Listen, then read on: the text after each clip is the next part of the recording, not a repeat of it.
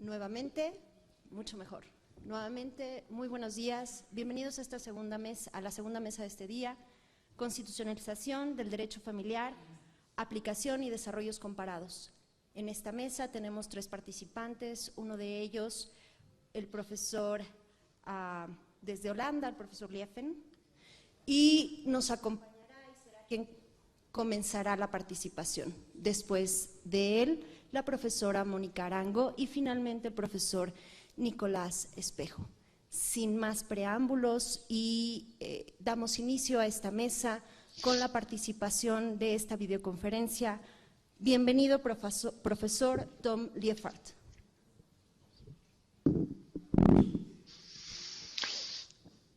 Good afternoon. I should say good evening because it's evening in the Netherlands. But it's an absolute pleasure to be here. Thank you for the invitation. I'm sorry that I can't. Y me disculpo que no puedo estar con ustedes en México físicamente.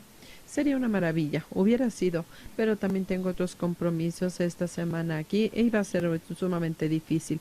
Les agradezco todos los esfuerzos para poderme dar un espacio en esta agenda. Muchas gracias. Espero que me puedan escuchar y podrán mover la mano también si no me escuchan y podremos hacer algo al respecto. Pero si todo va funcionando bien, me imagino que me están escuchando. Me pidieron hablar sobre la parte de las disposiciones del derecho familiar que tenemos en mi país, procesal. Y para contestar la pregunta de en qué medida estas disposiciones y estos procedimientos han estado influenciados por los derechos internacionales humanos, en particular los derechos internacionales de los niños. Lo que quisiera yo hacer en mi presentación es explicarles un poquito cómo es que los derechos internacionales de los niños empezaron a influenciar. Cómo es que empezaron a influenciar la posición procesal de los niños en el derecho familiar y en qué medida este desarrollo ha estado influenciado por la jurisprudencia de la Corte Europea de los Derechos Humanos. En Europa, en la Corte Europea de Derechos Humanos ha empezado a utilizar en los instrumentos internacionales de derechos de los niños, y al hacer esta aplicación, estos derechos internacionales de los niños han informado al derecho europeo de derechos humanos, y eso también ha empezado a influenciar el derecho familiar a nivel nacional. Pero mi atención va a ser en el derecho procesal, el familiar procesal. Y voy a empezar con resaltando dos conceptos que han emergido en el pasado, en los últimos 20 años, bajo la influencia de los derechos internacionales de los niños. Y primero es la justicia para los niños, y el segundo concepto es el de acceso a la justicia para los niños, acceso que tienen los niños a la justicia. Estos dos conceptos se relacionan con el corazón, con el centro de los derechos internacionales de los niños, y giran en torno al reconocimiento de que los niños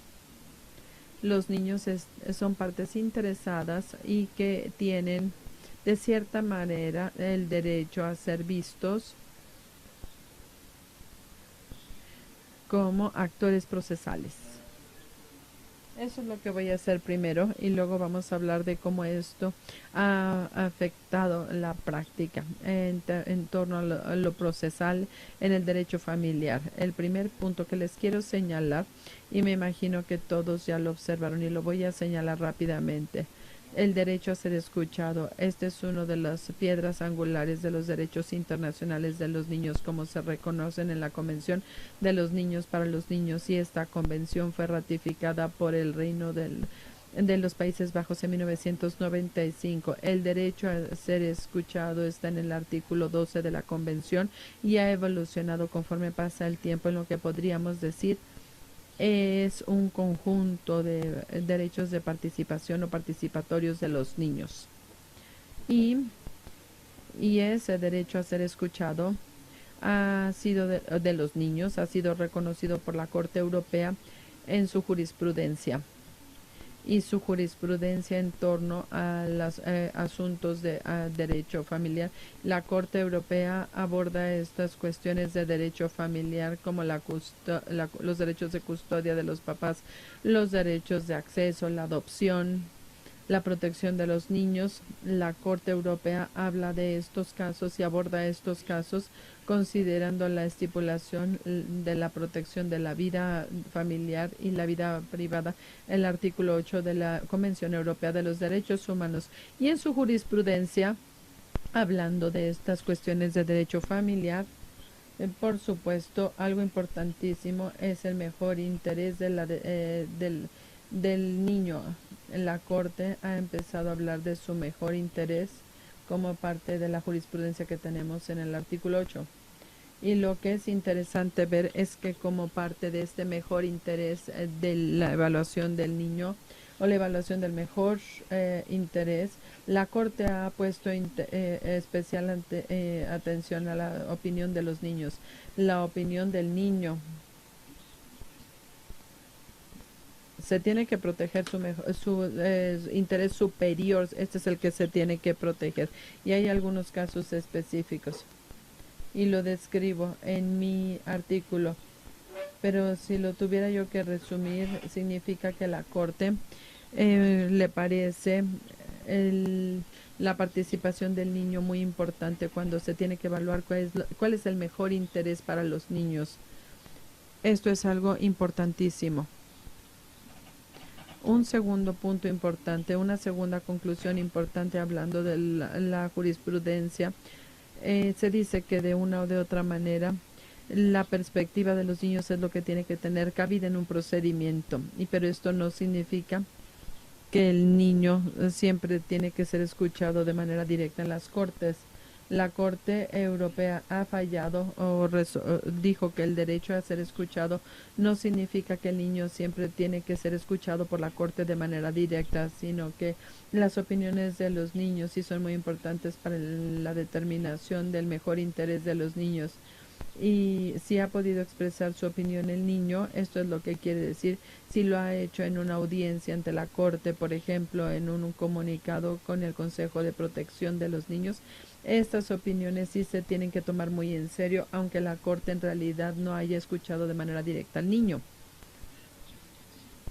Podemos decir que la Corte ya empezó a dar peso a las opiniones de los niños para la determinación del mejor interés del niño y en diferentes casos que están ejerciendo, que están emergiendo en el ámbito del derecho familiar.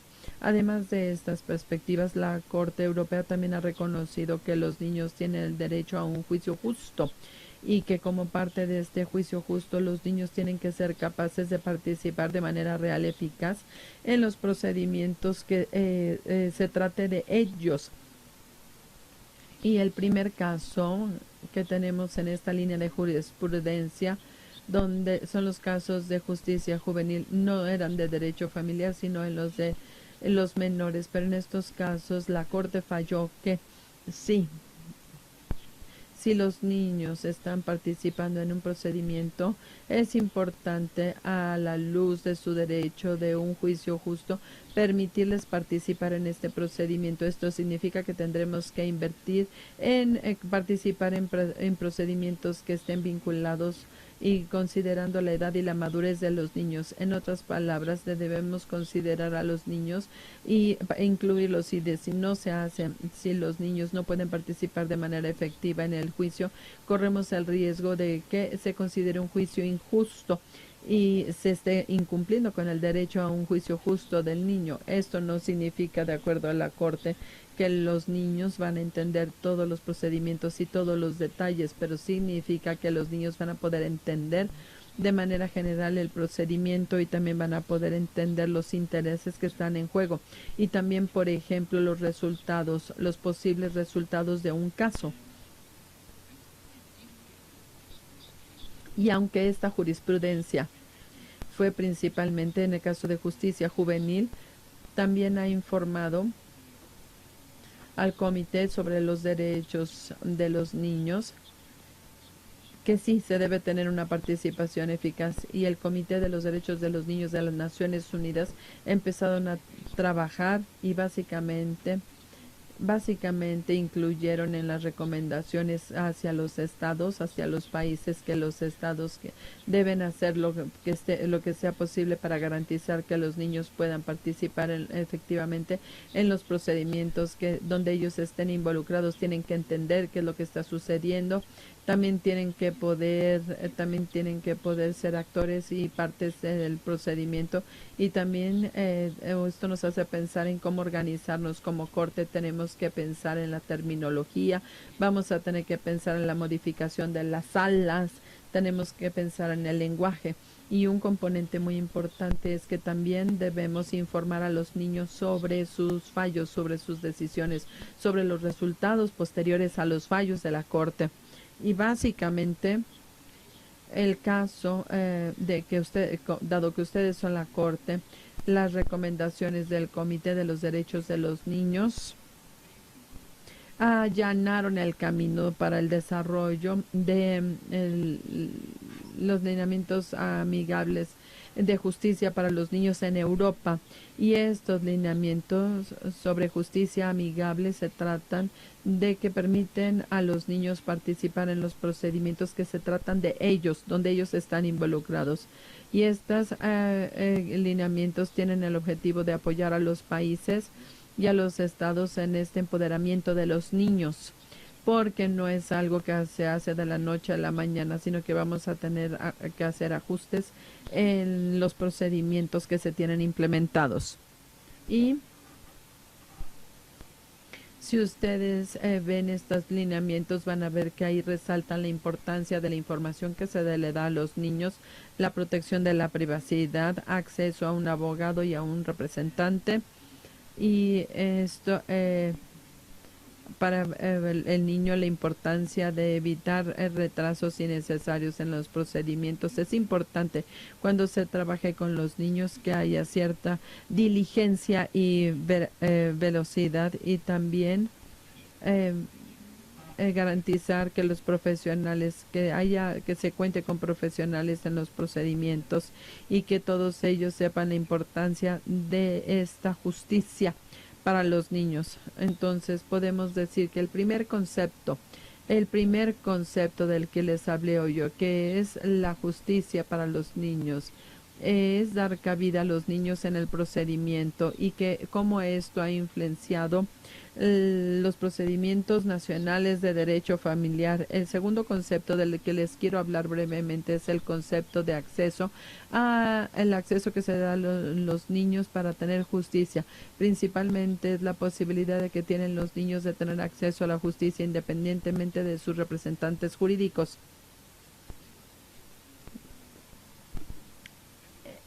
Y hablando de este concepto en particular, pienso que el punto de inicio de muchos casos y sistemas nacionales de derecho familiar es que los niños no tienen la capacidad jurídica, que los niños dependerán de los representantes jurídicos legales, en particular los papás. Y eso en muchos sistemas ha sido el punto de inicio. Pero creo que también es una de las barreras jurídicas, barreras legales, que estorba para el acceso a la justicia que tienen los niños, en particular cuando estamos hablando de sus derechos, incluyendo su derecho a estar en contacto con ambos papás después de un divorcio, por ejemplo. Entonces se puede decir que todo el desarrollo de atención en el caso de acceso a la justicia, esto también está basado en los derechos de los niños, y todo esto ha hecho que se empiece a platicar en Europa sobre estos puntos de arranque, estos supuestos de cuando no se puede tener acceso a la justicia en cuestiones de casos familiares. Y aquí es por eso que los lineamientos son recomendaciones que también vienen del Comité de las Naciones Unidas, y todos estos son los que nos permiten hablar del acceso a los derechos y a participar. Dicho esto, creo que o más bien me gustaría hablar del caso de los Países Bajos en particular. Cuando hablamos de los Países Bajos es importante entender que los Países Bajos tienen una tradición de derecho civil y esto significa que se hace el derecho y esta responsabilidad está en las manos del Parlamento. Es una responsabilidad del Parlamento. Las leyes se codifican mediante una legislación y esto se hace en el Parlamento. Este es uno de los puntos importantes que debo resaltar y es importante. En segundo lugar, es que tienen un sistema que donde el derecho internacional es parte de nuestro orden jurídico de manera automáticamente, y esto quiere decir que toda la información puede basarse en el derecho internacional de manera directa, puede haber una relación directa. Es un poquito más complejo que lo que se escucha, pero esto es lo único que les voy a decir, que si las cortes encuentran una razón para criticar el derecho, o para reflejar de manera crítica, se puede hacer de manera independientemente de lo que haga el Parlamento. Entonces esto le da a la judicatura y a las cortes un rol mucho más importante en el desarrollo del derecho a la luz de los derechos internacionales de los niños, por ejemplo. Y estamos viendo dos desarrollos aquí, y uno tiene que ver con el acceso que tienen los niños a la justicia. Y ustedes pueden ver que el punto de inicio también en los Países Bajos es que de acuerdo al derecho civil, los niños no tienen una capacidad jurídica, sino que dependen de los papás.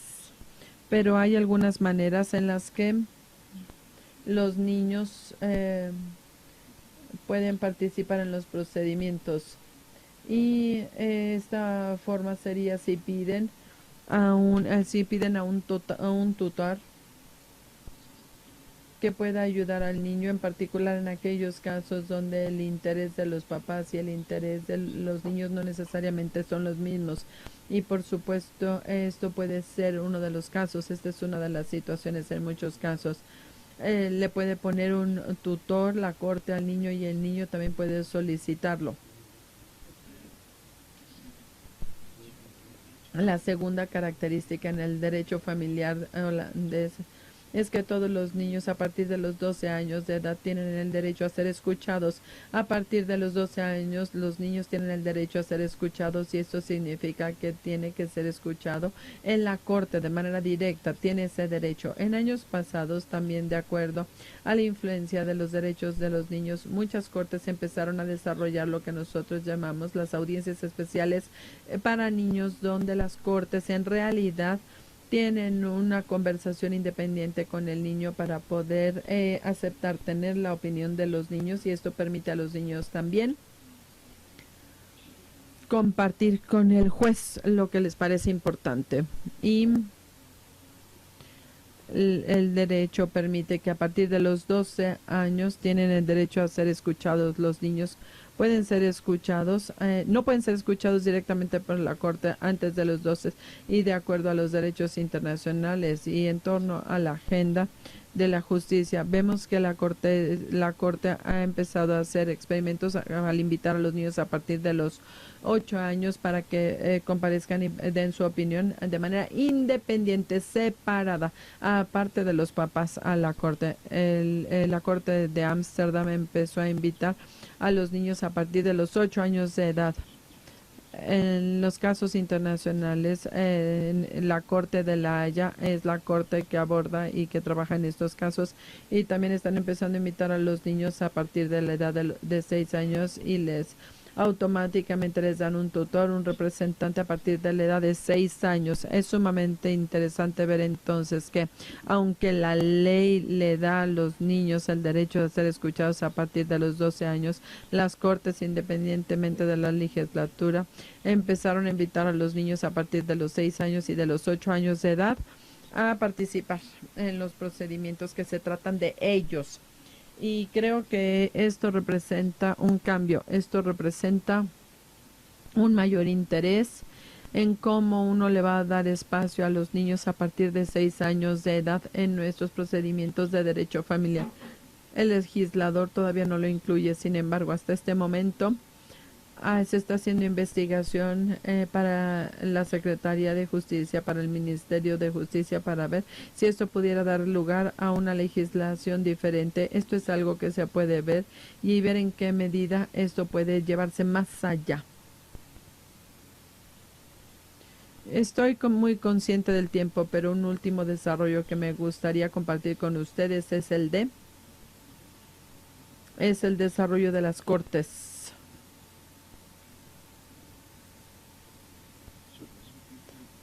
Lo voy a repetir.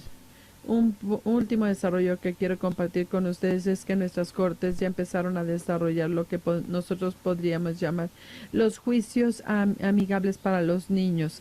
Empezamos a ver en los últimos 3 años, en los últimos 3 o 4 años, empezamos a ver que las cortes ya empezaron a reformular sus juicios en asuntos de derecho familiar de manera amigable para los niños, y la razón para hacer eso es que las cortes entienden que si haces un fallo, que si tienes un juicio que se trata de un niño directamente, que también debes explicarle al niño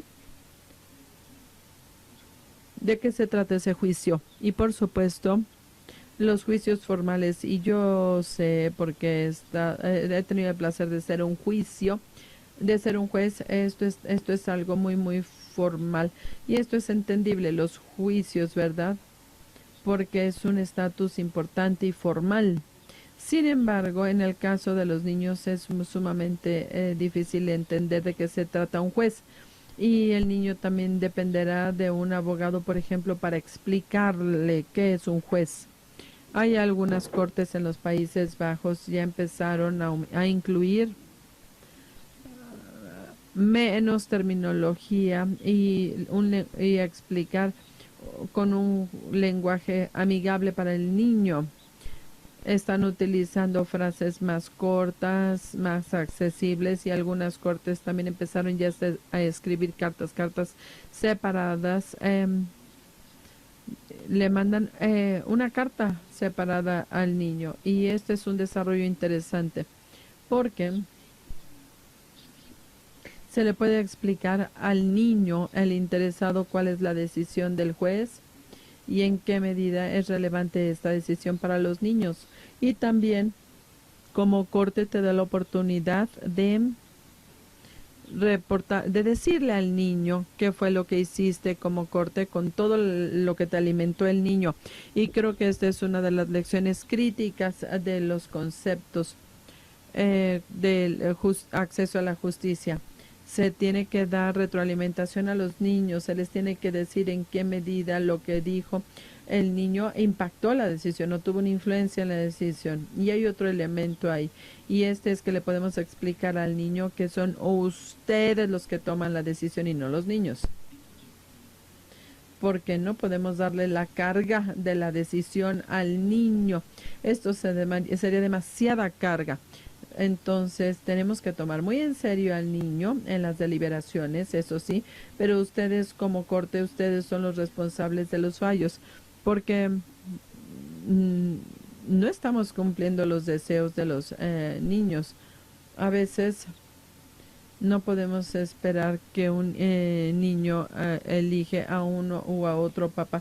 Tenemos nosotros que estar seguros, que nos quede clarísimo que es la corte la que toma la decisión y no el niño.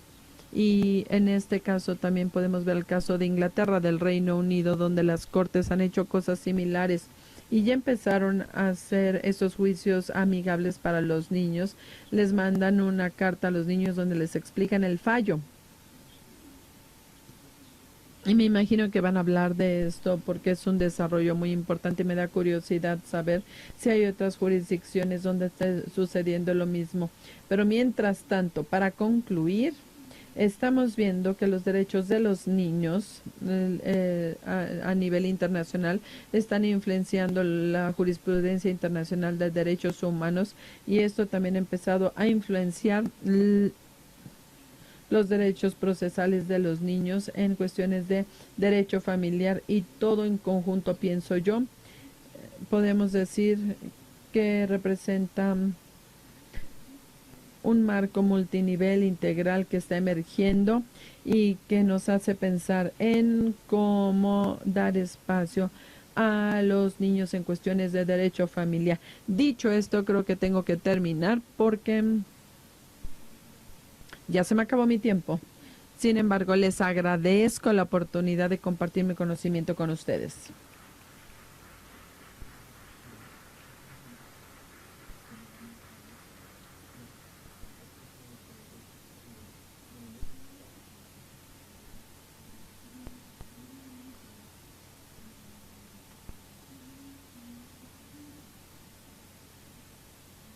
Thanks for your presence. At distance, of course. We would love to have you here as well. But the possibility of listening to you, ¿Cómo listening. influye y cómo ha influido en el derecho o desde la perspectiva del derecho procesal los dos conceptos, los dos principios a los que el profesor ha hecho referencia, el derecho o el derecho a un juicio justo por parte de los niños y el derecho de acceso a la justicia de los menores? Profesor, muchísimas gracias. El profesor va a tener que dejarnos ahora, pero les pido por favor nuevamente un aplauso para él. Muchas gracias. Thank you.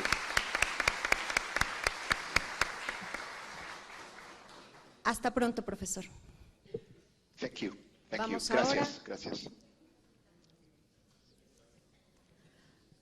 Vamos ahora, estamos aquí de vuelta a la mesa y ha llegado el turno de la profesora Mónica Arango, quien estudia el doctorado en la Universidad de Oxford y nos va a ofrecer una perspectiva comparada de lo que ha ocurrido con la práctica jurisprudencial en Colombia. ¿Sí? ¿Se escucha? Perfecto. Vale, pues muchas gracias. Lo primero que quiero hacer es agradecer muchísimo a la invitación de la Corte Suprema de Justicia, al igual que a Ana María y a Nicolás por haberme invitado a participar de este proyecto.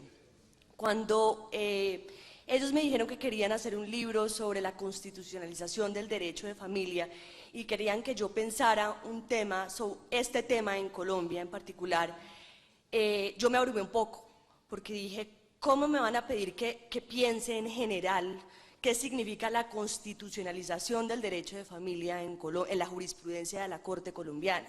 Eso es un trabajo titánico, porque el derecho de familia está presente en casi todas las relaciones que existen en la sociedad.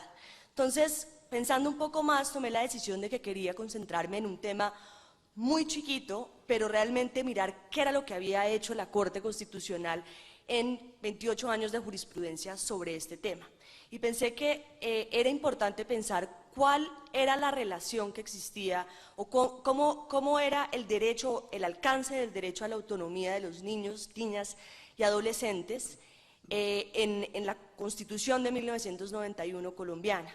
Entonces, las preguntas que me hice para pensar el capítulo del libro eran justamente cuál es el alcance de ese derecho, cuál es el rol de los padres en la toma de decisiones que involucran la autonomía futura de los niños y cuál es el rol del Estado en la intermediación de esas decisiones.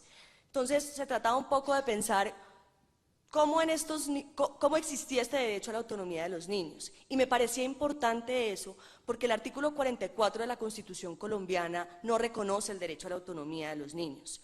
Mientras que los derechos fundamentales sí se reconoce el derecho a la autonomía, el derecho al libre desarrollo de la personalidad, el artículo 44 específico para los niños no lo reconoce. No obstante, habían muchas decisiones que indicaban que la Corte estaba de alguna forma reconceptualizando la capacidad relativa de los niños y la noción de la potestad parental para generar o crear un derecho a la autonomía de los niños con algún tipo de efectividad en la vida real en todo este tipo de decisiones. Entonces, comienzo también por hablar de como una asunción que yo hago, y es, en Colombia, la primera asunción o de donde yo parto, pensando la constitucionalización del derecho a la familia, es que en Colombia estamos en un sistema legal mixto hoy en día, en donde el derecho civil convive con el sistema de precedente. Y por eso pensar eso me hacía pensar que las decisiones de la Corte Constitucional eran relevantes y generan precedentes que son vinculantes también al derecho de familia en este tipo de decisiones. Entonces, mi tarea fue ver 28 años de jurisprudencia y ver cuáles son los cambios que eso ha supuesto para el consentimiento sustituto, es decir, para el ejercicio de los padres de la potestad parental y de contraparte para la capacidad relativa de los niños.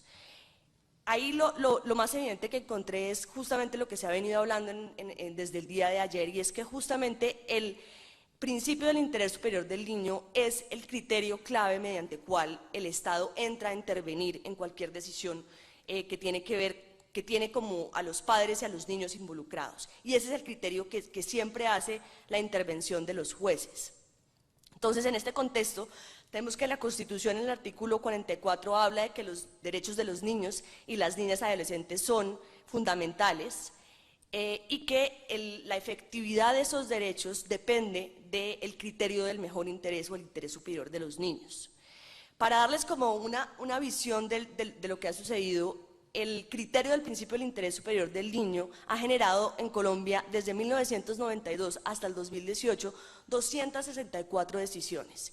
Esas decisiones están o versan sobre un sinnúmero de temas como adoptabilidad, declaración de abandono, familia de crianza, visitas, custodia, ejercicio de la patria potestad, derecho a la salud, alimentación, riesgos en la sociedad, educación, nacionalidad, nombre, personalidad jurídica, habeas data, ambiente sano, acceso a agua potable, acceso a la administración de justicia y libertad de expresión. Entonces, la Corte o la intervención, para mí desde ese punto contextual era muy evidente que el criterio mediante el cual los jueces intervienen en las decisiones que tienen que ver con la familia y la tensión que pueda existir entre los niños y los padres o tutores estaba completamente relacionado con el interés superior. No obstante, me parecía que ese criterio podía ser demasiado abstracto y me parecía que era importante entender cuál ha sido el rol o cómo ha dotado de contenido la jurisprudencia colombiana del interés superior del niño. Y en esta búsqueda lo que encontré es que si bien se ha hablado de que es un concepto abstracto o que va caso a caso, no es un concepto que no esté dotado de un contenido y no es una decisión que pueda ser justificada por lo menos por el juez de cualquier manera. Y la jurisprudencia de la Corte lo que había construido al final es que este es un concepto primero relacional, segundo que tiene que verse caso a caso, no existe una fórmula absoluta y eso es lo que en principio parecería hacer pensar que se puede dotar de cualquier contenido. El hecho de que sea caso a caso no quiere decir que pueda dotarse de cualquier contenido, sino que significa que tiene que atender la realidad del niño, la niña o del adolescente, que tiene que ser un criterio objetivo y que tiene que seguir una ponderación concreta, en la cual el juez o los jueces den y las juezas den las razones por las cuales la decisión que están adoptando demuestran el beneficio de adoptar esa decisión por encima de otra. Entonces, es un criterio, finalmente un principio que está dotado de una ponderación, o que exige al menos una ponderación respecto de cuáles son las opciones y que no termina siendo completamente abstracto. No obstante, es un criterio que no ha sido estático, sino que ha sido flexible, o por lo menos en las decisiones en las cuales yo me concentré. Me parecía que al pensar qué significa la autonomía futura de los niños, había que pensar cuáles eran las decisiones en las cuales los niños comprometían de mayor manera su autonomía futura o su identidad. Y eso se relacionaba con las decisiones que tienen que ver con su salud, la identidad de género, la salud reproductiva, y la salud reproductiva, lo que también incluye la interrupción voluntaria del embarazo y su salud en general, las intervenciones invasivas de los médicos o de la intervención, de la intervención en la salud. Y ahí lo que se evidencia entonces es dos niveles de tensión. Un primero nivel en el cual está las decisiones de los niños, cómo participan en las decisiones, si participan en las decisiones, y después está los padres, cuál es el rol de los padres al asumir estas decisiones y el ejercicio de la responsabilidad parental. Y en un segundo nivel es el Estado, cuándo y cómo debe intervenir el Estado en este tipo de decisiones. Entonces, respecto a ese primer nivel de la atención, yo creo que es bueno dar como contexto el hecho de que en el 2006 la noción de la patria potestad cambia en Colombia con el Código de la Infancia y la Adolescencia y se introduce la noción de responsabilidad parental. Entonces ahí hay un cambio legislativo importante en el cual se pensaba antes patria potestad, con lo que ya se ha hablado, unas equivalencias parecidas a los niños como propiedad, como tenencia, como objetos, para cambiar a una noción en la cual los padres tienen responsabilidad de que haya efectividad de los derechos de los niños y pensarse cuál es su rol respecto de que esos derechos sean efectivos, ¿no? Y en el segundo nivel, dos criterios que aparecen desde mi punto de vista muy parecidos a lo que significa el principio del interés superior del niño. Primero es el principio de beneficencia, en el cual el Estado y los padres pueden tomar decisiones por los niños siempre y cuando eso signifique que se va a garantizar en mayor medida sus derechos fundamentales. Y el segundo es el principio indubio pro familia, o ante la duda, el cierre, digamos, está en la familia, o el criterio que debería guiar la decisión final es la decisión que tome la familia.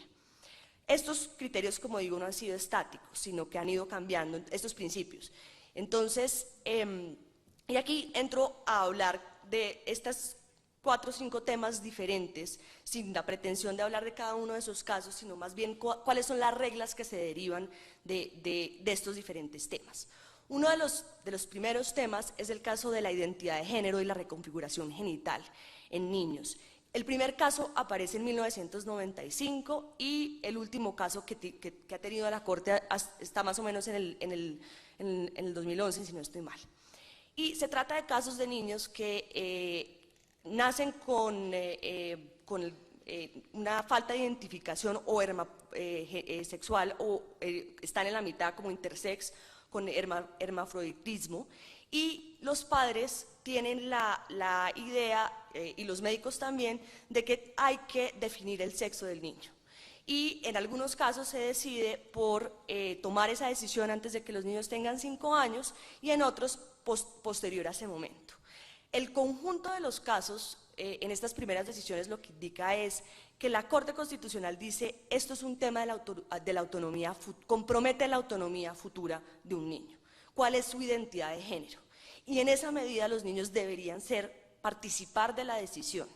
Y genera unas reglas en las cuales hay 2 posiciones. La primera es que un niño de 5 años tiene la capacidad de identificar su sexualidad y su género. Y en esa medida no solo debería participar, sino que la balanza en ese nivel de participación se encuentra a favor de la decisión que toma el niño de 5 años. Es decir, hay niños de 5 años que se identifican como hombres o como mujeres. Y ese es el camino que se debería tomar. Y esto sucede con casos en que el primero de esos casos se refiere a un niño que tuvo por un accidente, una mutilación, era varón o tenía genitales de varón y sufre una mutilación a los 6 meses de edad y los padres deciden que es más fácil la reconstrucción genital hacia volverlo una mujer. 8 años después el niño dice yo me identifico como un hombre y no como una mujer y la Corte decide conceder su derecho y a realizar la nueva operación para volverlo a identificar genitalmente como un hombre. Estas decisiones se reiteran durante muchísimos años y de lo que hablan los criterios de la Corte al final es sobre decisiones, sobre la importancia que tiene que ver la identidad y la participación de las personas y sobre todo de los niños con el derecho a ejercer la identidad. Es decir, estos son temas en los cuales el consentimiento sustituto no es válido en su mayoría, en la medida en que tiene que ver con un aspecto personalísimo de una persona, que nadie puede decidir por él. Al margen de eso, las reglas de la Corte sí indican que para los niños menores de 5 años, los padres pueden ejercer ese consentimiento sustituto y tomar la decisión de una readecuación genital por ellos. Estas decisiones todas van acompañadas de la determinación que las decisiones se deben tomar en conjunto entre los padres y los niños y acompañadas también de la medicalización de esas decisiones. Es decir, se debe acompañar por un grupo interdisciplinario, se tiene que explorar con expertos de la medicina o de las ciencias sociales acerca de cuáles son los deseos a la identificación de los niños. El segundo de los temas en los cuales la Corte aborda, que yo agrupo, son acerca de las intervenciones médicas invasivas. Ahí hay varios temas, intervenciones, por ejemplo, como la operación de cáncer de una rodilla de un niño, que era testigo de Jehová, en el cual la Corte toma la decisión de poner por encima su bienestar o la decisión de los padres y en contra de la voluntad del niño deciden que se opera al niño que tiene cáncer. Lo mismo sucede, o a diferencia del caso inglés, en un caso en donde hay una bebé que requiere una intervención supremamente invasiva, el médico tratante da un concepto y dice, esta es la intervención que vamos a hacer, ¿no es cierto? Y los padres buscan un criterio alternativo que está por fuera del sistema de salud nacional, que dice que es posible intentar una operación menos invasiva. Y la Corte apoya, basado en el principio indubio pro familia, toma la decisión de apoyar la decisión de los padres y dentro del marco de dos intervenciones probadas médicamente y de un espectro razonable de decisión, privilegia esa determinación.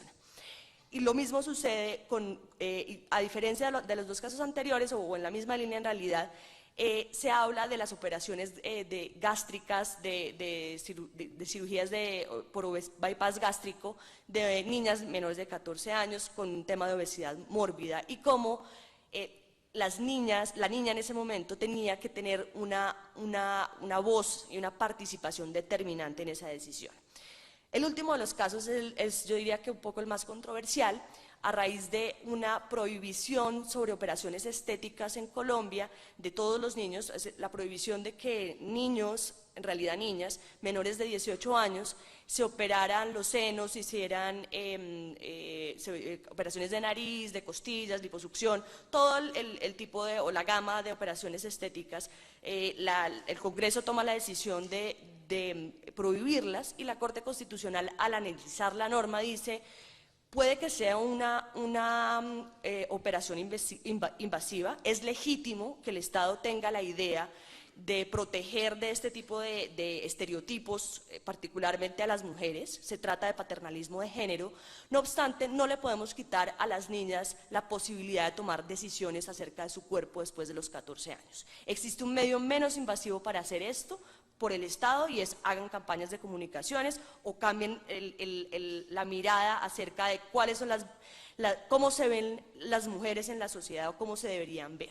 Pero no le podemos quitar a las mujeres la posibilidad de tomar una decisión de conformidad con sus capacidades evolutivas después de los 14 años.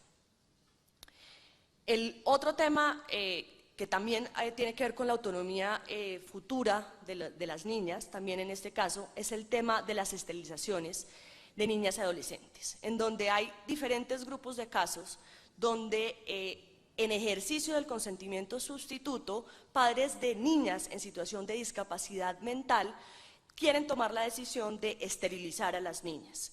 Eso debido a problemas que puedan tener o que los padres sientan que las niñas puedan tener con embarazos, lo cual también está o puede estar ligado también a violaciones.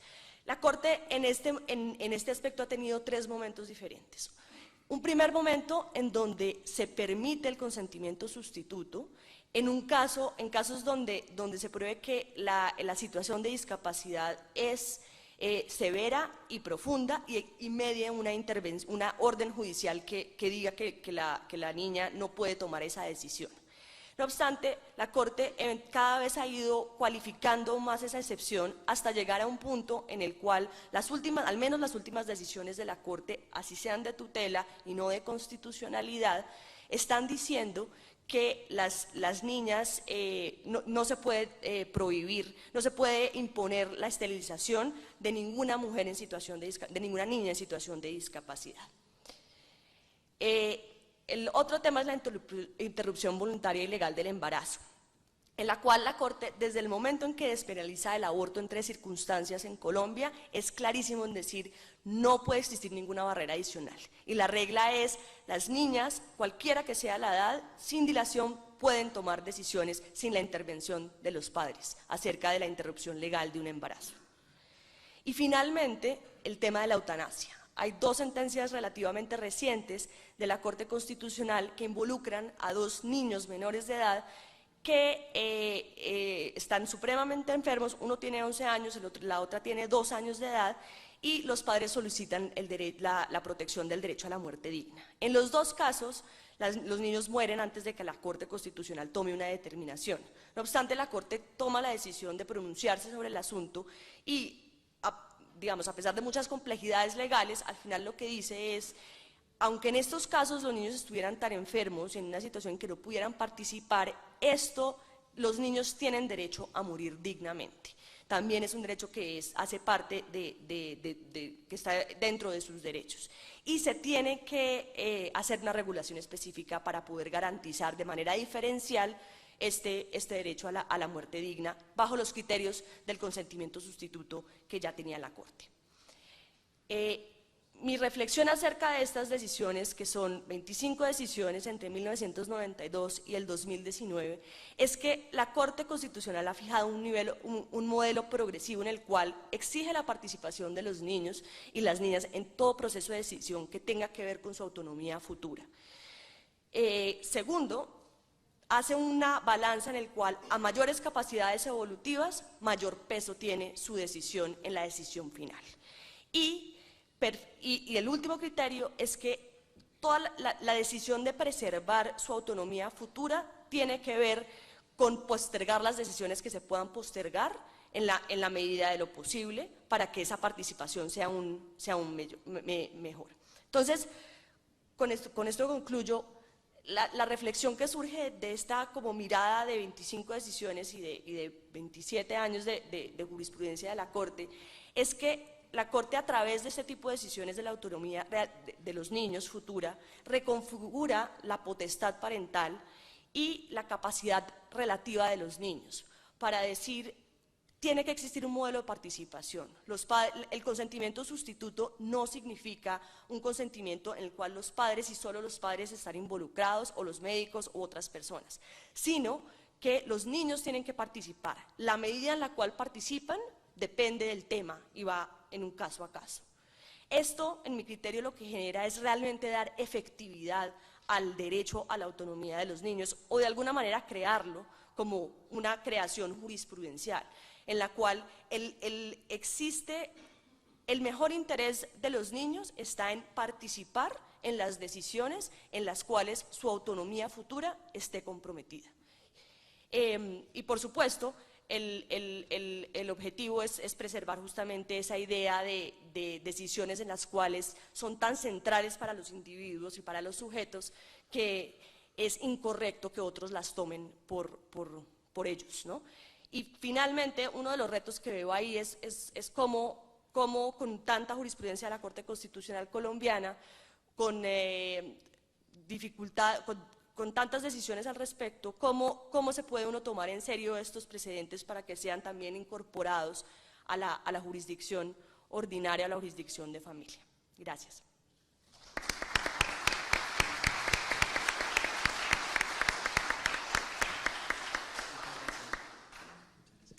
Muchas gracias, profesor Arango. La constitucionalización del derecho de familia pasa por el análisis de los casos, pasa por la reflexión comparativa respecto de cómo los principios constitucionales están siendo tratados por las distintas cortes en el mundo, por las distintas prácticas jurisprudenciales.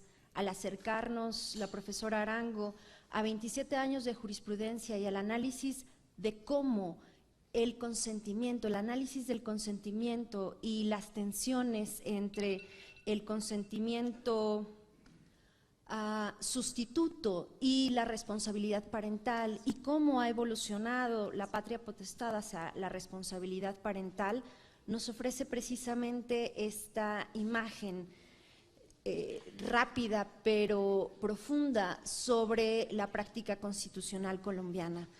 Quisiera yo pedirles que pudieran comenzar a escribir las preguntas, los comentarios que tienen para participar de esta mesa, para participar de este diálogo y de esta exposición comparativa. Seguramente muchos de ustedes tienen mucho que decir, queremos escucharlos, queremos leerlos. Ojalá y puedan ir pasándonos las preguntas para el diálogo que viene a continuación con nuestros participantes en la mesa. El último en tomar la voz es el profesor Nicolás Espejo, que participa y forma parte de los investigadores asociados de este Centro de Estudios Constitucionales, a quien cedo desde ahora la palabra. Muchísimas gracias. Muy buenos días. Estoy muy contento de poder participar de este trabajo que hemos, desde el Centro de Estudios Constitucionales, trabajado durante varios meses ya, y que bueno, está en este libro que se va a presentar en la tarde, como mencionaba Ana María Ibarra, y la verdad que es un desafío muy importante y que lo tomamos con muchas ganas y entusiasmo. Mi presentación que voy a hacer ahora es distinta a la que tenía pensado originalmente. La razón es porque, ya que estuvo un panel que ha entrado más directamente a discutir la cuestión de los niños, me parece que puede ser útil contextualizar la discusión de los derechos de los niños en este debate constitucional, especialmente cuando se refiere a las cuestiones de autonomía o libertad, ¿no?, que suelen ser uno de los ejes importantes de definiciones jurisprudenciales, ¿no?, en materia de constitucionalización del derecho de familia. Así que mis otras opiniones sobre el tema de la constitucionalización en general la encuentran en el capítulo respectivo del libro, y ojalá que se tome como un incentivo entonces para poder leer el libro. Entonces, ¿qué quiero mencionar?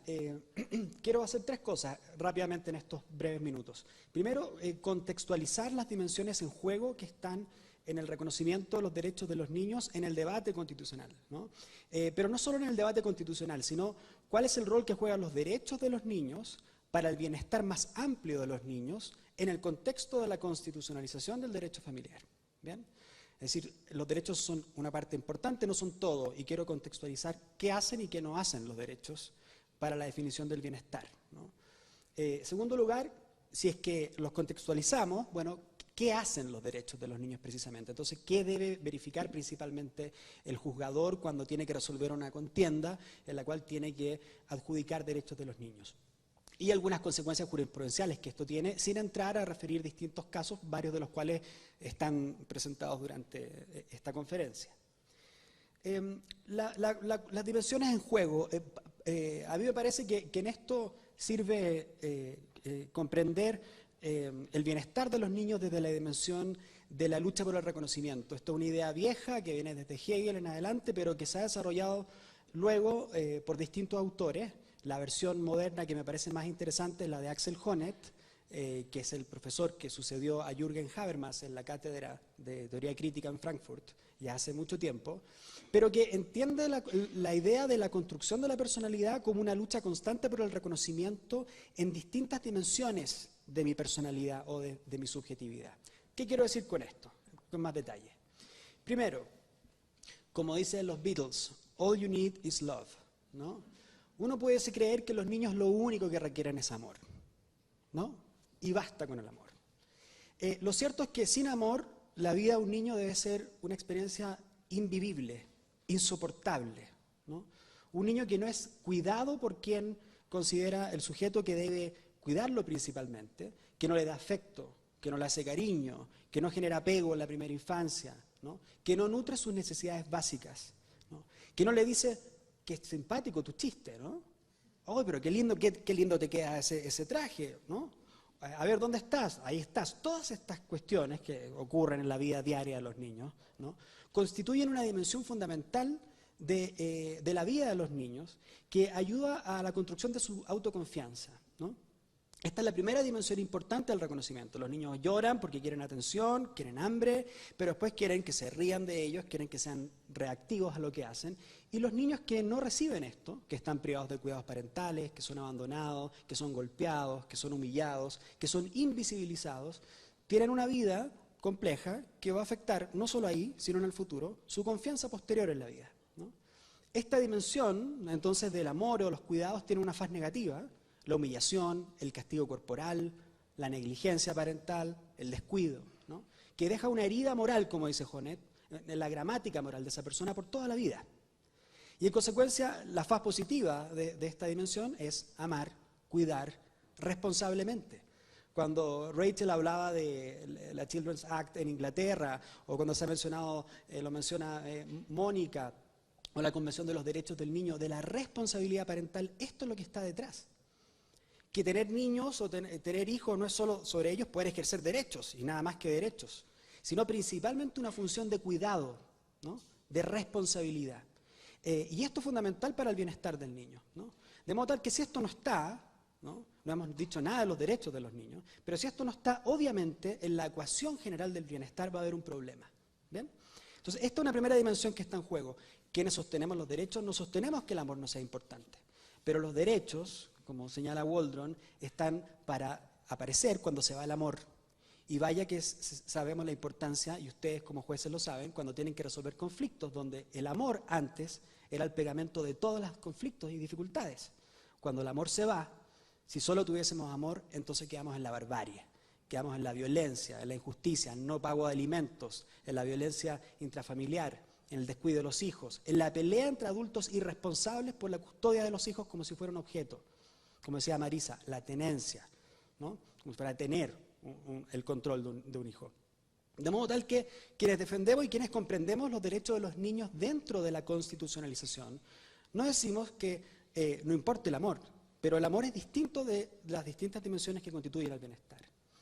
La segunda dimensión, que es fundamental para el ejercicio de los derechos de los niños y para la vida, para la experiencia subjetiva de los niños, es la solidaridad. ¿Qué quiero decir con esto? Sistemas que son, desde la perspectiva de sus sistemas sociales, particularmente estigmatizadores, inequitativos, que no generan sistemas de protección integral, efectivos, en todas las dimensiones de la vida, desde la concepción hasta los 18 años de edad. Si es que no se genera un sistema que acompañe esa trayectoria de vida, entonces hay poblaciones que son devaluadas de la perspectiva de su estima, ¿no? Esa gente que está ahí está al margen de la sociedad, no importa, importa menos, ¿no? O hay distintos tipos de niños, niños que importan más. Probablemente un niño mexicano le importa a mucha gente más que un niño nicaragüense o que un niño hondureño, ¿no? En situación migratoria regular, que está cruzando el país. Importará quizás menos. Y en consecuencia no lo visibiliza el sistema de protección integral. Y en consecuencia no puede acceder a los tribunales. ¿Cuántos amparos, por ejemplo, hay sobre niños emigrantes que se han definido como línea jurisprudencial? ¿Dónde está la jurisprudencia fuerte, vigorosa, robusta, que protege a los niños por el hecho de ser tales con independencia de su estatus migratorio, ¿no? O niños transexuales, ¿no? O transgénero, perdón, o niños intersex, o niños indígenas. ¿Cuánta jurisprudencia constitucional robusta hay sobre pertinencia intercultural para niños indígenas en un país profundamente indígena?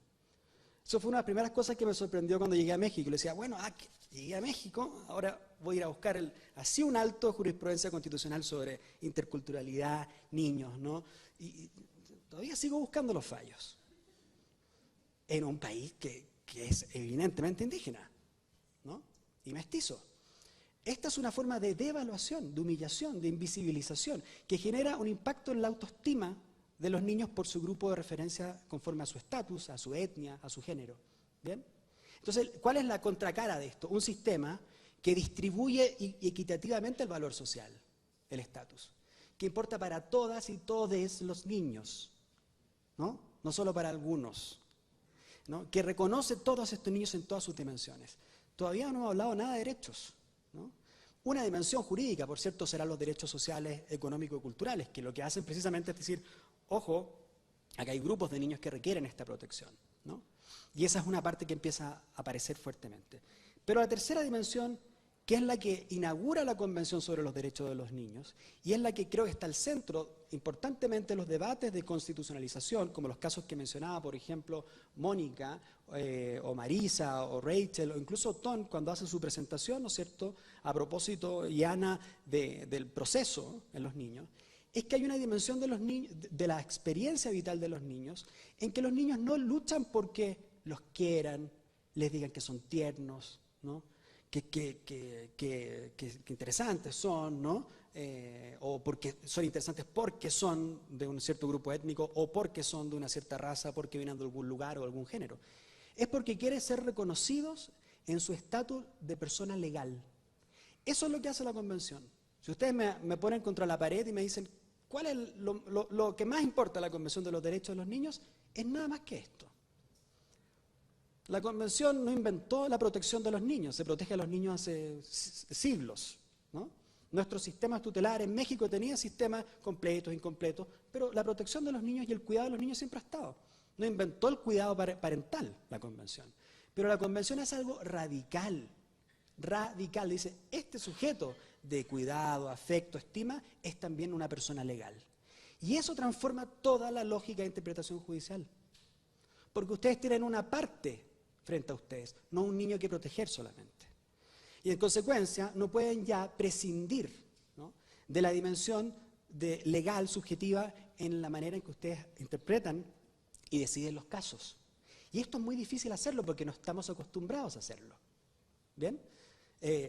Ahora bien, cuando, esta es la dimensión importante de la dimensión del respeto o de los derechos, al ser la función del juez una función pública, y al ser entonces la función de adjudicación una función en que se relacionan las personas, no a través de los afectos, no a través de la estima, la manera de comunicación es a través de los derechos. Y por eso se dice entonces que el interés superior del niño no es sino la maximización de los derechos de los niños. No porque se diga con esto que no importa el amor, que no importa la estima, que no importan otras cosas, sino que al relacionarse en una discusión de naturaleza jurídica, ese niño merece respeto, el mismo respeto y consideración que cualquier otra parte. Y es más, debe darse a esa forma de respeto y maximización de sus derechos un peso específico más intenso. Por eso la Convención dice una consideración primordial será el interés superior del niño. Pero fíjense por lo demás cómo, me parece a mí, tiene sentido el interés superior conforme a esta triada de tres formas de reconocimiento, porque la Convención y nuestras legislaciones dicen siempre una consideración primordial será el respeto de los niños. Con lo cual dice que hay otras consideraciones importantes. Los derechos que puedan tener los padres, ¿no es cierto?, a su vida privada o familiar, el bienestar que puede ser parte, ¿no?, este bienestar que hablo yo de afectos, cuidados, ¿no?, bienestar en sentido más amplio. Pero luego hay una dimensión fundamental que es esta dimensión jurídica. Y esto implica entonces reconocer, por ejemplo, competencia en los niños. Como decía Marisa, hay una confusión permanente entre capacidad y competencia. No es lo mismo la capacidad jurídica que la competencia de unas personas. Los niños, efectivamente, hay distintos sistemas legales, pero uno podría decir un niño o un adolescente es relativamente incapaz, lo cual no significa que no sea plenamente competente para algún tipo de decisiones. Porque la competencia es una cuestión de grados, de contextos. Depende de quién tenga que ser competente en un sentido y no en otro. Entonces puede haber efectivamente una persona, un adolescente, que demuestre mucha competencia en el sentido de juicio racional, revisión de decisiones, ¿no?, sostener la presión de pares, encontrarse en un estado psicológico adecuado, etcétera, para estar tomando una decisión competente en materia de salud sexual y reproductiva, o incluso estar tomando una decisión competente en materia de voto político, ¿no? Todas estas cosas son lo que fuerza la constitucionalización o la convencionalización, ¿no? Todos estos casos nos llevan a hacernos este tipo de preguntas, ¿no? Sujetos que participan del proceso, que tienen que ser escuchados, que tienen que ser tomados en cuenta, y esto es lo que creo yo está al centro, ¿no?, de los procesos de constitucionalización, convencionalización. Ahora bien, si es que esta tercera dimensión, ¿no?, hemos dicho amor, solidaridad, derechos, ¿bien?, que cada uno se relaciona con la autoconfianza, con la autoestima y con el autorrespeto. Si es que los derechos, llegamos a esta dimensión, la pregunta, bueno, ¿qué hacen los derechos? ¿Qué son los derechos de los niños? Perdonen que haga esta pregunta, pero después de ya llevar 10 años trabajando en derechos de los niños, siempre al final me doy cuenta que en muchas de las discusiones sobre los casos de los derechos de los niños, la gente no tiene idea de qué está hablando. ni siquiera de cómo define derechos de los niños, qué hacen los derechos de los niños, para qué están ahí. Este es el problema, creo yo. Tenemos un déficit conceptual de incorporación cultural de la comprensión de los derechos de los niños. Apenas lo entendemos para los adultos, porque los derechos llegaron hace poquito en nuestra región, a lo menos en esta comprensión dura constitucional. Imagínense respecto a los niños, que no están acá en el seminario, no escriben estos papers, no están acá, no fallan. O sea, ¿sí? Bien. Entonces, hay dos maneras, voy a decirlo rápido, pues no hay mucho tiempo, pero para poder contextualizar. Hay dos maneras, muy simplemente, de conceptualizar los derechos de los niños y que son relevantes para el debate constitucional. La primera es entender que los derechos lo que protegen es libertad, ¿no? Si los derechos solo protegen libertad, es decir, que nadie intervenga en el curso de acción, ¿no?, de lo que yo decido para mí, y los derechos entonces son básicamente la protección de no interferencia en mi curso de acción, entonces lo que hay que hacer es que a los niños hay que dejarlos que hagan lo que quieran. ¿Bien? De hecho, los autores liberacionistas de los años 70 o 80 sostenían esta tesis, ¿no? Decía, pero espérese un poco, las mujeres cuando pelean por los derechos, ¿de qué están peleando específicamente? Bueno, de sacarse encima la potestad, ¿no?, el yugo, la subordinación a la que han estado sometidas respecto a los hombres. Entonces la lucha por los derechos de las mujeres es básicamente la emancipación respecto a los hombres. Los esclavos así lo hicieron en Estados Unidos, ¿no? Los indígenas sienten la misma, que su autonomía, ¿no?, su no interferencia del mundo extra, ¿no?, étnico, es lo que los ha subyugado. Que los indígenas son, mire, que hacemos canastitos, ¿no? Como tenemos canastitos, somos súper multiculturales. Eso es lo más odioso, humillante que puede existir respecto a la perspectiva de los pueblos indígenas. Entonces, ha habido en general una visión, es entender los derechos de los niños como su liberación del mundo que los ha oprimido. ¿Y cuál es el mundo que oprime a los niños? El mundo adulto. Luego, los derechos de los niños es la libertad de los niños respecto a los adultos, ¿no? Esa es una tesis que no comparto, es una tesis, ¿no?, que se ha sostenido. Esto tiene problemas, obviamente. Dos problemas rápidamente, que tiene que ver con la específica forma en que los niños se desarrollan, ¿no?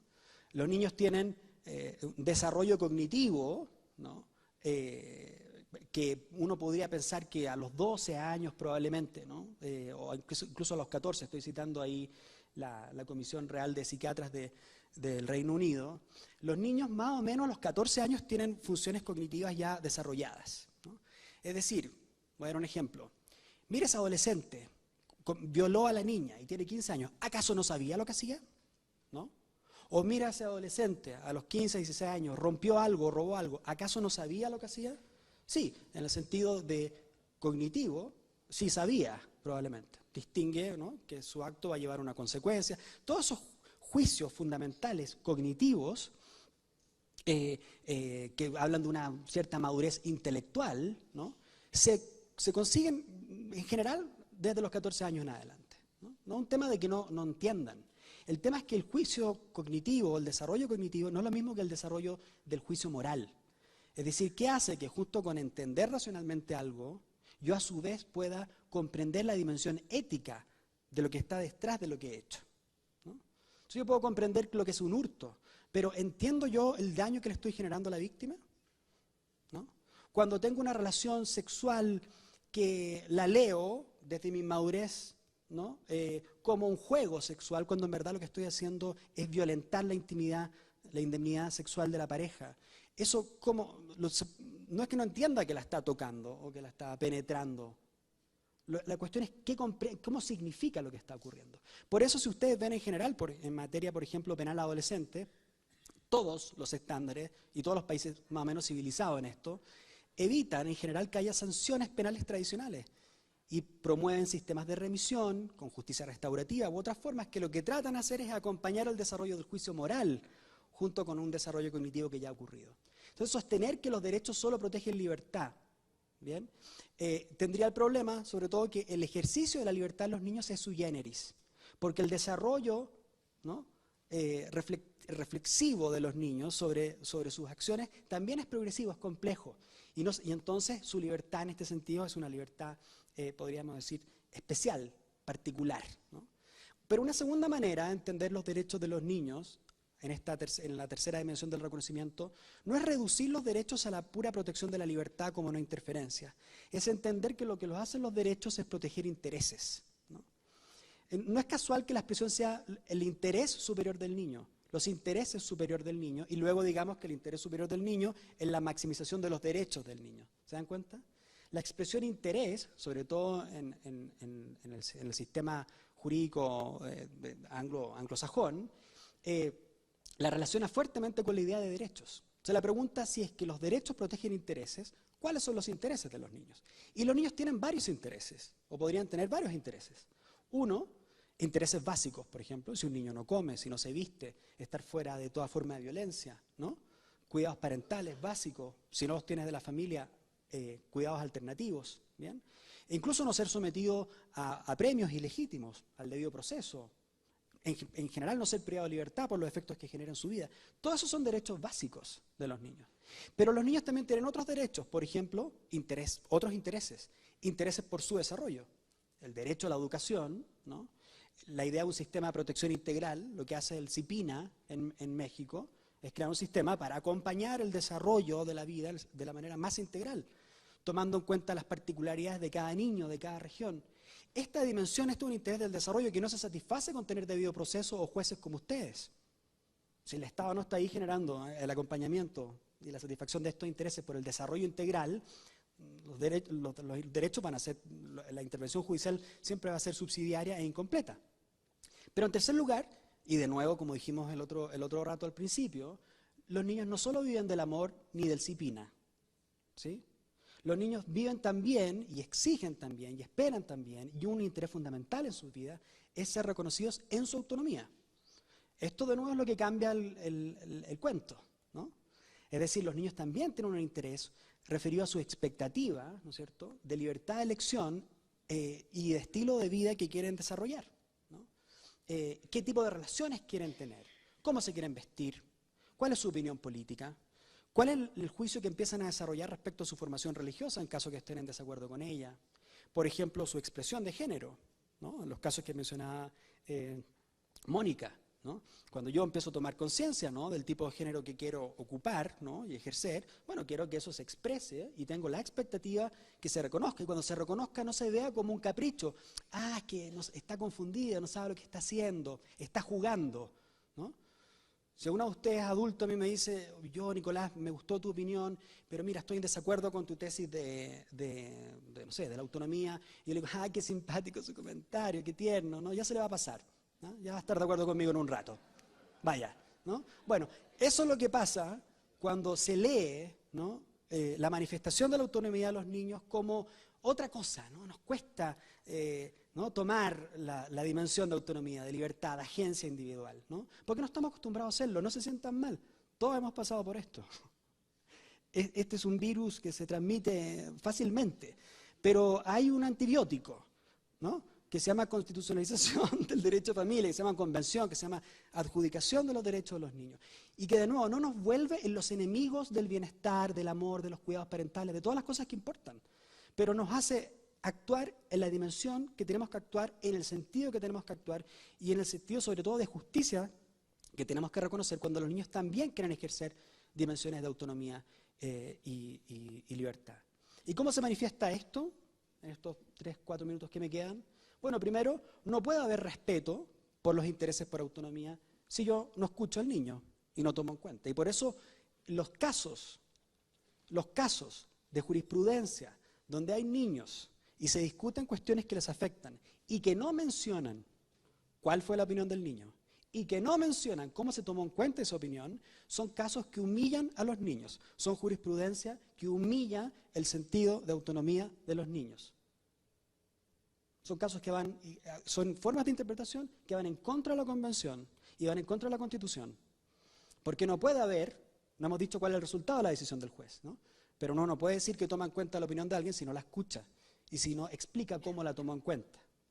Segundo lugar, como los niños son niños o adolescentes, en general son distintos de los adultos, las cuestiones de autonomía son sensibles. ¿Qué quiero decir con esto? Era nuestra crítica, ¿se acuerdan?, a los liberacionistas. Si es que la decisión de un niño puede comprometer radicalmente no solo su autonomía actual, sino su autonomía futura, entonces tenemos mayor escrutinio para revisar si es que vamos a estar de acuerdo o no con conceder esa libertad o no. Hay un paternalismo justificado tratándose de niños, niñas y adolescentes. No puede ser un paternalismo autoritario, ¿no? Sin razones. Tiene que ser justificado, y parte de la justificación, en la lógica de la interpretación de derechos de los niños, es tomar en cuenta seriamente la opinión del niño y la dimensión que está en juego en su expresión. Pero obviamente si el resultado puede comprometer, ¿no?, libertad, esto es complejo porque puede comprometer entonces un interés básico de los niños.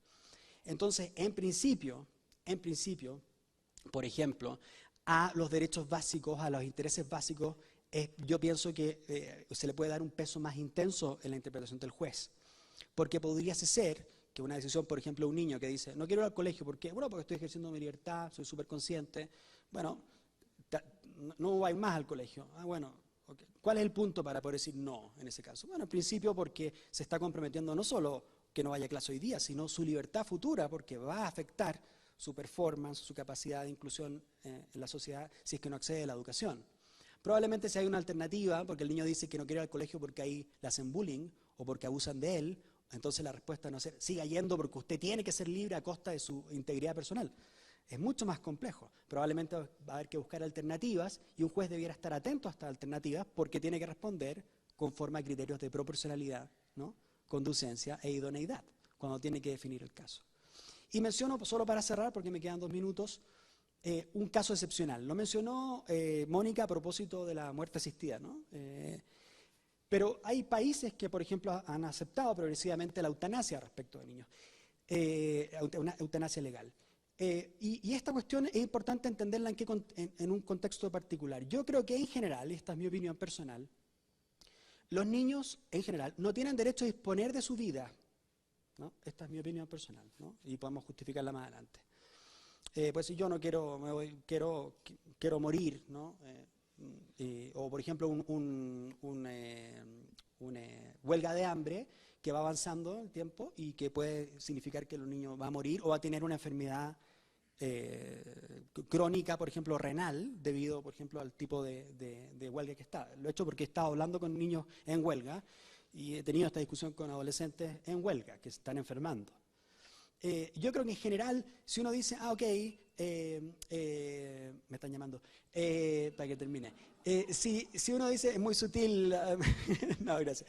Si uno dice, sí, por favor, 30 segunditos. Si uno dice que el niño puede decidir morir como más, viola esta prioridad lexicográfica que yo creo que hay que otorgarle a los intereses básicos sobre los intereses de autonomía. Salvo que el derecho a morir sea para proteger precisamente un interés básico, que es lo que yo creo que está detrás de los casos de eutanasia o de muerte asistida. Es decir, si hay un niño que, como el mismo caso que mencionaba Rachel, si ese niño va a sufrir innecesariamente y vamos a mantenerlo vivo, ¿no?, porque creemos en la santidad de la vida a cualquier costa, incluso de una vida que se va a volver miserable, dolorosa para un niño o una niña, entonces en ese caso lo que estamos protegiendo no es solo autonomía, sino intereses básicos, como no ser objeto de ningún trato cruel, inhumano o degradante. Y en muchos casos los tratamientos médicos pueden pasar de ser salvadores a tratamientos crueles, inhumanos o degradantes. Yo creo que ese es el único caso de excepción. Muchas gracias.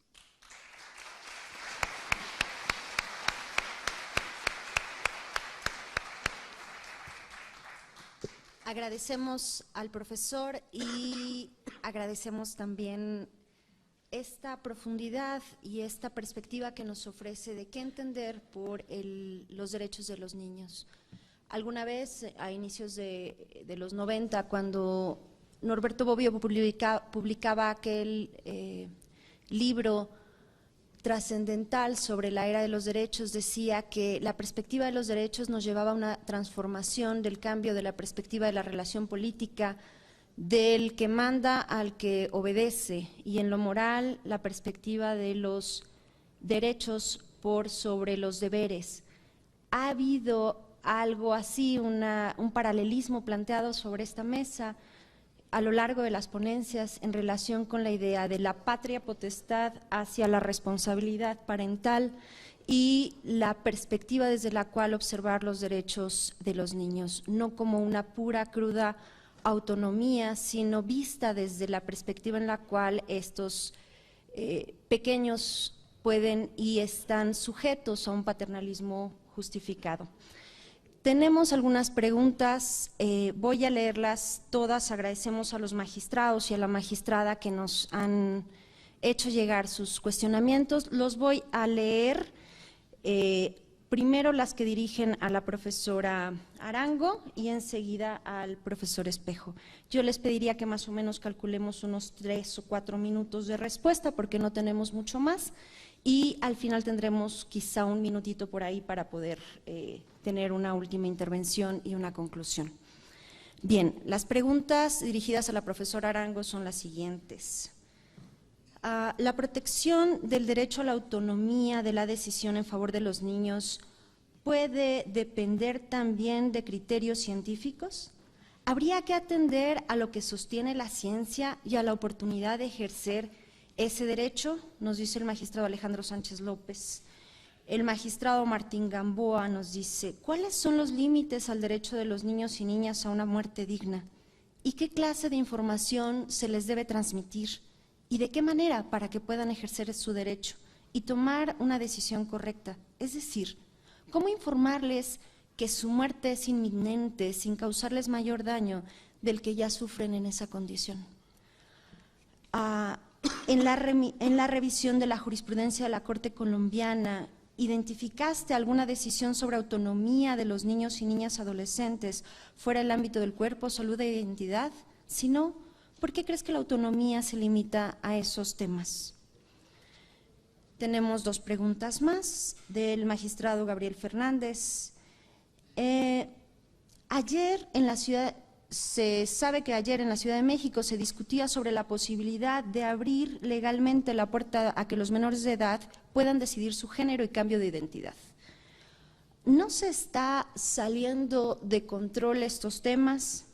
¿En verdad un menor de 5 años puede tener conciencia de su identidad de género como para poder tomar de manera informada esa decisión?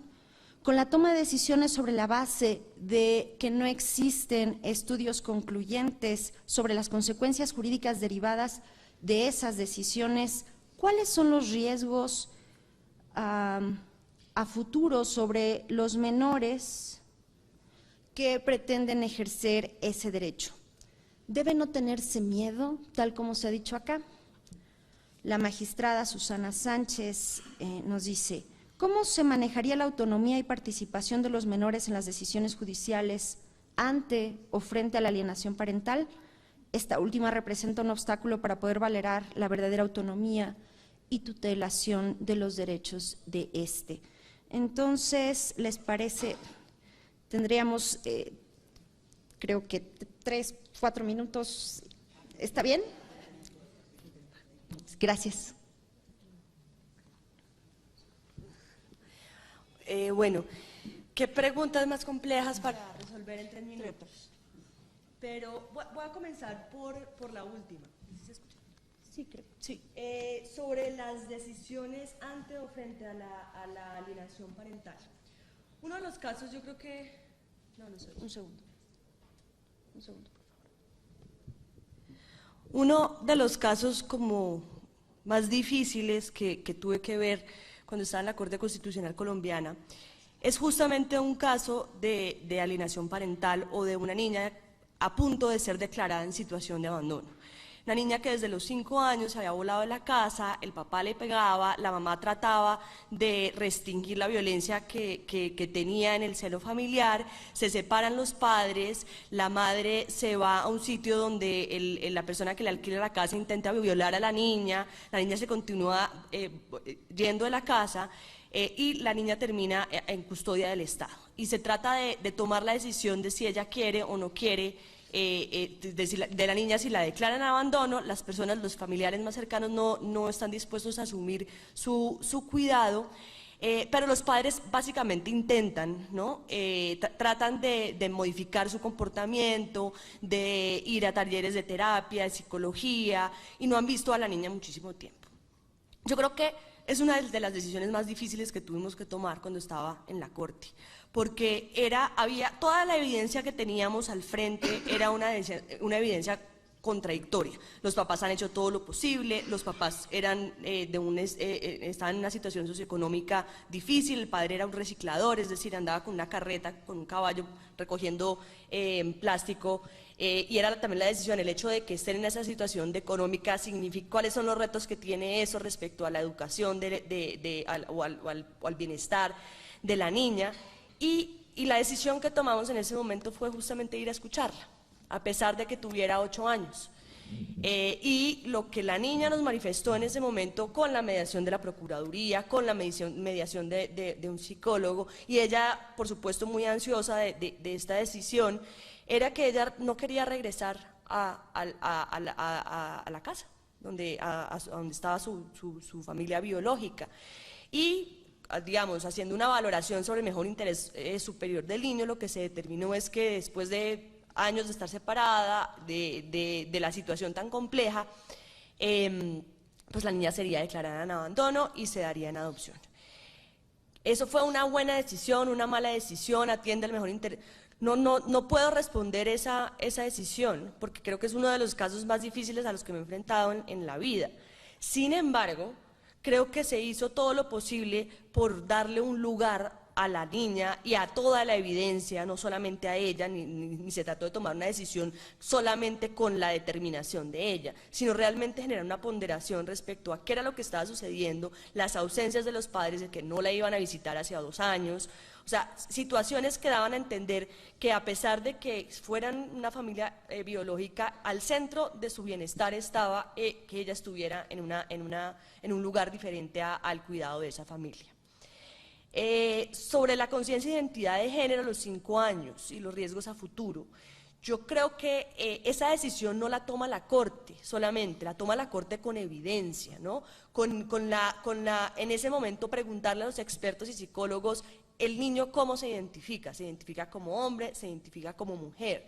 Yo, inclusive respecto a eso, tengo una crítica, y es esa necesidad de identificar niños o niñas viene de una concepción binaria de la sexualidad, que no está contemplando la posibilidad de que haya una niña intersex o un niño intersex, y que esa persona tome una decisión más adelante o no tome ninguna, sino que esté viviendo con esa identidad de género. Entonces yo creo que es compleja esa pregunta y hay muchas cosas más que pensar hoy en día, más allá de cómo participa el niño en esa identidad o la niña en esa identidad de género, y es por qué no pensar que, por qué estamos pensando que el mejor interés es definir mediante una reeducación genital a un niño de 5 años o a una niña de 5 años.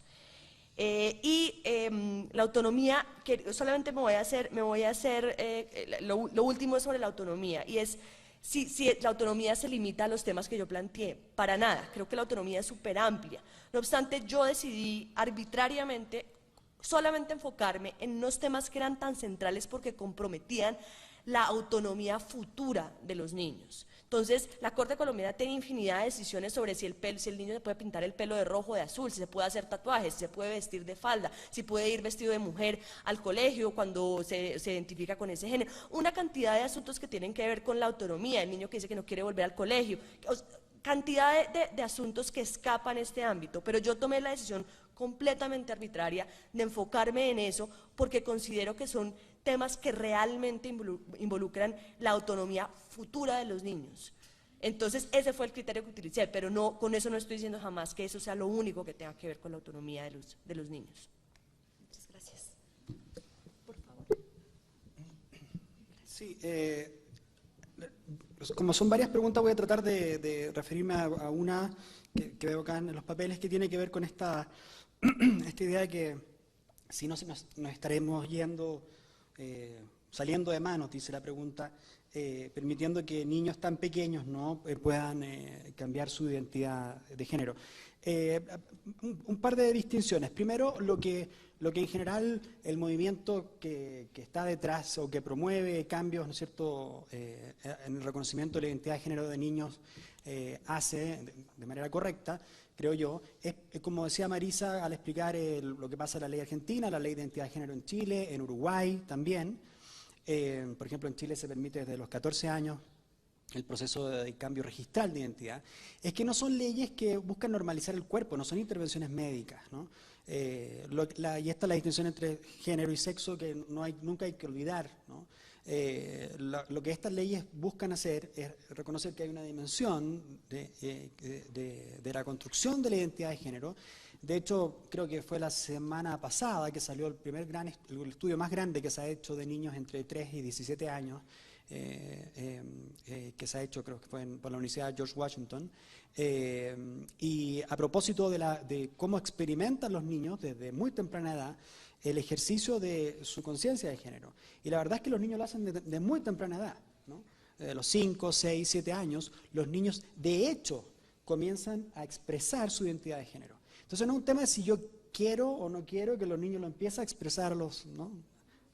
Es una cosa que ocurre, y los estudios que hay sobre seguimiento de niños que están experimentando, ¿no es cierto?, el ejercicio de su identidad de género, por ejemplo, en este sentido, indican que es un proceso que ocurre desde bastante temprano. Los niños juegan a expresar su identidad de género no solo cuando quieren transitar de un género a otro, ¿no? O sea, miren a los niños en sus familias, donde ustedes conozcan, y van a ver que los niños a los 4 o 5 años están expresando su identidad de género, con el tipo de juego que usan, acomodan su forma de vestir, ¿no? La expresión de género ocurre muy tempranamente. Significa que ellos ya entonces, a esa edad, uno pudiese afirmar que tienen plena conciencia y pudieran ejercer todas las dimensiones derivadas, ¿no?, de su identidad de género. Probablemente no, porque como hemos visto respecto a la autonomía, ¿no?, esta cuestión es una cuestión de grados, de procesos, y por eso, por ejemplo, decir, en principio, someter una operación de reasignación de órganos sexuales a un niño de 5 o 7 años,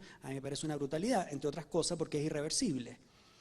Y las decisiones en los niños, ¿no?, la idea es que sean reversibles, ¿no?, para no solo facilitar autonomía actual, sino facilitar autonomía futura.